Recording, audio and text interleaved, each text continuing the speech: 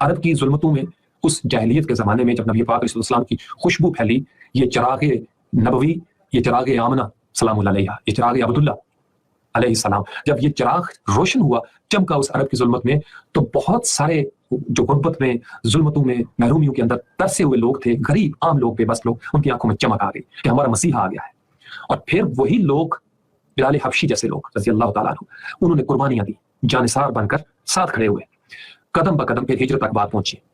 یہ سورۃ الاحقاف کے سارے ضمن میں آپ کو بتا رہا ہوں، جس میں شیب ابی طالب گھاٹی کا ہم ذکر کر چکے ہیں۔ آسان کام نہیں ہے، ایک شہادت گاہ الفت میں قدم رکھنا ہے۔ لوگ آسان سمجھتے ہیں مسلمان ہونا، فرد کی زندگی ہو، قوم کی زندگی ہو، کسی تہذیب کی تاریخ آپ پڑھ کے دیکھ لیں، جب تک کسی فرد نے، طبقے نے، خاندان نے، قوم نے یا تہذیب نے مشکلات برداشت نہیں کی، وہ آگے نہیں بڑھ سکے۔ اور جو ہی ان مشکلات پر صبر کر کے ہم آگے بڑھتے ہیں تو سورۃ محمد ہمارا انتظار کرتی ہے۔ سورۃ محمد کو سارے نوجوانوں کو پڑھنا چاہیے۔ نبی پاک علیہ السلام کے نام پہ یہ واحد سورت ہے، 47 نمبر پہ۔ میں ابھی اس پہ نیومرالوجی اور علم الاعداد کی باتیں نہیں کرنا چاہ رہا، وہ بات ہماری کہیں اور چلی جائے گی کہ یہ 46، 47 اور 48 دراصل کیا میسج دے رہے ہیں، کیوں آمنے سامنے آئی ہیں یہ صورتیں، کہ احقاف کا یہ گھاٹی ہے جس میں سے امت مسلمہ اس وقت گزر رہی ہے۔ ریت کی سب سے بڑی پہچان یہ ہے کہ زور سے ہوا آئے گی، ریت ادھر سے اڑ کے ادھر چلی جائے گی۔ اس وقت امت مسلمہ زوال کی گھاٹیوں میں ہے، اس وقت امت مسلمہ زوال کی گھاٹیوں میں جا چکی ہے۔ ہم پیغمبر کے لائے ہوئے انقلاب کو چھٹلا چکے ہیں، ہمیں بڑی بہادری سے اس کو تسلیم کرنا ہے۔ جب تک قومیں اپنے زوال کو تسلیم نہیں کرتی، وہ عروج کی جانب گامزن نہیں ہو سکتی۔ جب تک آپ کو یہ احساس نہ ہو کہ ہم غلام بنا دیے گئے ہیں، آپ کے اندر آزادی اور حریت کے جذبہ نہیں جاگتا، جب آپ کو معلوم ہی نہ ہو کہ آپ کچھ غلط کر رہے ہیں، تو آپ کچھ صحیح کرنے کی پوزیشن میں نہیں جا سکتے۔ آپ کو احساس ہی نہ ہو، مجھے احساس نہ ہو کہ میں ناکام راستے پر گامزن ہوں، تو مجھے بتائیے کہ مجھے دنیا کی کون سی طاقت کامیاب راستے پہ لے جا سکتی ہے۔ جب تک ڈائگنوز نہیں ہوتا، جب تک بیماری کو مانا نہیں جاتا کہ یہ بیماری ہے، یہ مرض ہے، اس کا دوا دارو، اس کی شفا کا پروسیس شروع نہیں ہوتا، ہم کسی خوش فہمی میں مبتلا کر دیے گئے۔ یہ ہمارا سب سے بڑا پرابلم ہے۔ اور میں نے آپ کو بتایا تھا کہ پچھلے 800-900 سال ہماری صحافیوں کو جان بوجھ کر سلامت رکھا گیا ہے۔ ہم فریب خوردہ شاہی ہیں، کرگسوں میں پلے ہیں۔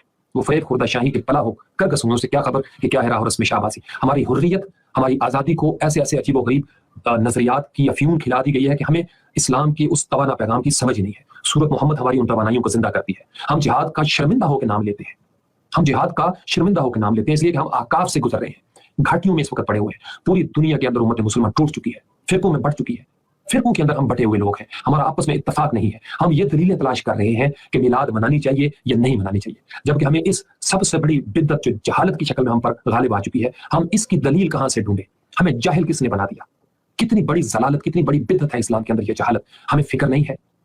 یہ جو خاکہ بنانے والوں کے دماغوں کے اندر شرارتیں ہیں، یہ کوئی نیا کام نہیں ہے۔ ہم کہاں ہیں؟ Where do we stand as a nation, as a Muslim ummah? Where do we stand? سورۃ محمد 12 ربیع الاول ہے۔ آج یہی پیغام گھر گھر میں جانا چاہیے کہ تمام علماء کرام، تمام مفسرین کرام، جتنے دانشور ہیں، پورا ہفتہ سورۃ محمد کی چند آیات ہیں، یقین مانیے سورۃ محمد ہمیں اٹھا سکتی ہے۔ اتنا خوبصورت پیشن ہے اس کے اندر، انرجی ہے اس کے اندر۔ آج ابھی تھوڑی دیر کے بعد، ابھی سیشن کے بعد دیکھیے گا سورۃ محمد کی آیات کو، آپ کے اندر سے وہ انقلابی روح بیدار ہو جائے گی، آپ کو اپنی ذات سے ملوا دے گی، ایک عرفان مصطفیٰ آپ کو مل جائے گا صلی اللہ علیہ وسلم۔ آپ کو نبی پاک علیہ السلام کے دنیا میں آنے کے اصل پیغام کی سمجھ آ جائے گی کہ ہمیں اس میلاد کے دن، اس ولادت پہ سورۃ محمد کے اس انقلابی جد و جہد والے فلسفے پر نظر رکھنا ہوگی۔ ہم جب کمزور ہو گئے، ہماری ہوا اکھڑ گئی، ہم فرقوں میں بٹ گئے، ہم آپس میں ایک دوسرے کو کافر کافر کہہ رہے تھے، اور ہم اس قدر کمزور سطح پر چلے گئے اور ہماری صفوں میں اس قدر نفاق آ گیا، منافقت آ گئی کہ ہم بزدل بنا دیے گئے، ہم بزدل بنا دیے گئے، ہماری ٹانگیں کانپنا شروع ہو جاتی ہیں، ماتھے پہ پسینہ آ جاتا ہے جب قربانی کا وقت آتا ہے۔ تو ہمیں ضرورت ہے کہ ہماری وہی حریت جاگے۔ مار تو ویسے بھی جانا ہے، قسطوں میں، ہسپتال کے بستر پہ ایڑیاں رگڑ رگڑ کے بھی انسان مر جاتا ہے۔ کرونا کے ہاتھوں مرے تو کیا مرے، انسان کسی کاز پہ مرے، کسی بڑے عزم کے ساتھ مرے، جیے تو اس طریقے سے جیے کہ لوگ اس کی زندگی کو دیکھ کے یہ کہہ دیں کہ یہ محمد صلی اللہ علیہ وسلم کا امتی ہے۔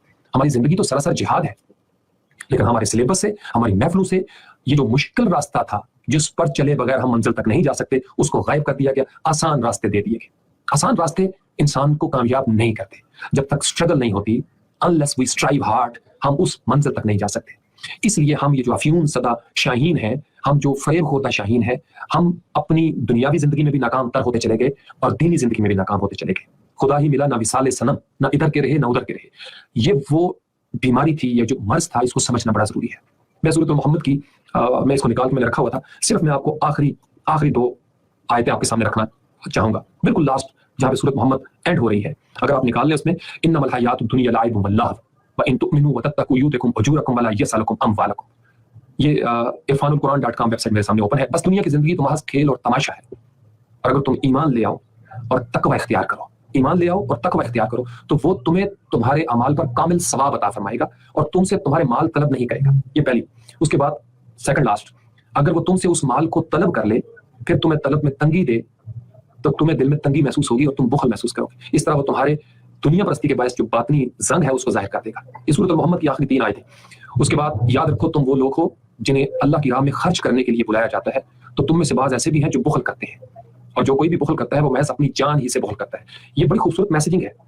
یہ جو ہم بائیکاٹ کر رہے ہیں، ہمارے کاروبار نقصان میں جا سکتے ہیں. میں نے آپ کو پوسٹ میں لکھا تھا ہمیں قربانیاں دینی ہیں. جب تک ہم اللہ کی راہ میں اپنا جان مال انویسٹ نہیں کرتے، سورۃ محمد یہ کہہ رہی ہے، تب تک ہم آگے نہیں بڑھ سکتے. سورۃ الفتح اسی وقت ہوگی، الفتح وکٹری اسی وقت ہوگی جب ہم احقاف اور سورۃ محمد کے موضوعات کو سمجھ کے اپنی زندگی پہ اپلائی کریں گے. پھر ہمیں ان فتحنا لک فتحا مبینہ کی سمجھ آئے گی. unless and until we do this we are not going to get anything. محمد صلی اللہ علیہ وآلہ وسلم is source of inspiration for the Muslim Ummah. محمد صلی اللہ علیہ وآلہ وسلم is our passion. He صلی اللہ علیہ وآلہ وسلم is our fragrance. خوشبو ہے وہ ہماری. ہم ان کی ڈگنیٹی پر کسی بھی قسم کا no compromise whatsoever. ان کی بلاسفیمی کرنے والوں کے ساتھ ہمارا کسی بھی قسم کا کوئی تعلق نہیں ہونا چاہیے. لیکن اس کے لیے ہمیں جس محاذ پر، جس جگہ پر جتنی طاقت کی ضرورت ہے اس طاقت کا مظاہرہ کرنا چاہیے. اور اس کے لیے ہمیں مشکلات میں سے گزارنا پڑے گا. آسان کام نہیں ہے. یہ صرف اسٹیٹمنٹ دے دینے سے بات نہیں بنتی کہ آپ نے مذمت کر دی، احتجاج کر دیا. یہ نہیں کہ اس کی اہمیت نہیں ہے، اس کی بہت اہمیت ہے. لیکن ہمیں پہلے اپنی زندگیوں کے اندر جہاد کی اس توانائی کو سمجھنا ہوگا. وہ جہاد جو ہمیں اٹھا سکتا ہے، اس میں ہجرت بھی ہو سکتی ہے، اس میں شب ابی طالب گھاٹی بھی ہو سکتی ہے، ہمارے اوپر پابندیاں بھی لگ سکتی ہیں، بڑا کچھ ہو سکتا ہے. کیا ہم اپنے کاروبار کی قربانی دینے کی پوزیشن میں ہیں؟ سورۃ المحمد کو غور سے پڑھ لیجیے گا. اسی طرح اوپر بڑی خوبصورت آیتیں کچھ اس میں نظر آ رہی ہیں. میں کوشش کرتا ہوں کہ وہ بھی آپ کے سامنے رکھ سکوں. اسی کے اندر سورۃ محمد کے اندر یہ آیت ہے جو میں اکثر حوالہ دیتا ہوں، افلا یتدبرون القرآن ام علی قلوب اقفالها. تم قرآن پہ غور کیوں نہیں کرتے؟ تمہارے قلوب پر قفل چڑھ گئے ہوئے ہیں، دلوں پر تالے لگے ہوئے ہیں. کتنی خوبصورت آیت کریمہ ہے. سورۃ محمد ہمیں قرآن سے بھی جوڑ رہی ہے، ہمیں ہماری کامیابی اور کامرانی کے ساتھ بھی جوڑ رہی ہے. یوں سمجھ لیجئے، مجھ سے اگر آپ پوچھیں کہ میں نے آج اس پیٹرن کو کیسے دیکھا، قرآن کے اس پیٹرن کو، میں آپ کے سامنے یہ بات رکھنا چاہوں گا. سورۃ الاحقاف زاد راہ ہے. سورۃ الاحقاف زاد راہ ہے.